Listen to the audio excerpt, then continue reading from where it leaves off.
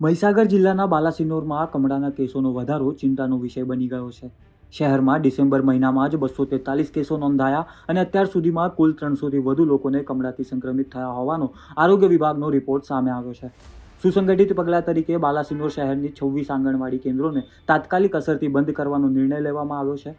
આ કેન્દ્રોમાં બાળકોને આપવામાં આવતો પોષણયુક્ત આહાર હવે ઘર સુધી પહોંચાડવામાં આવશે, જેથી બાળકોનું પોષણ વગર અસરે ચાલતું રહે. શિક્ષણ વિભાગે શહેરની તમામ શાળાઓમાં નગરપાલિકાના પાણીનો ઉપયોગ ન કરવા અને આરોગ્ય વિભાગ તથા પાલિકાના સંપર્કમાં રહેવાની સૂચના આપી છે.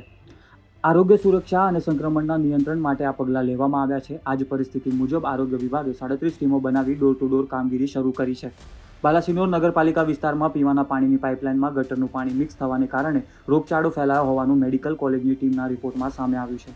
વિશેષ તપાસમાં શહેરની 45 જેટલી પાણીની પાઇપલાઇનમાં લીકેજ હોવાનું જણાયું છે અને આરોગ્ય વિભાગ દ્વારા પાલિકાને અહેવાલ આપી દેવામાં આવ્યો છે. આ વાયરસના ફેલાવાના કારણે નગરજનોમાં ચિંતાનો માહોલ છે. આરોગ્ય અધિકારીઓ કહે છે કે કેસોની સંખ્યા ઘટતી જોવા મળી રહી છે, પરંતુ 2 લોકોના મૃત્યુની પણ આશંકા વ્યક્ત કરવામાં આવી છે.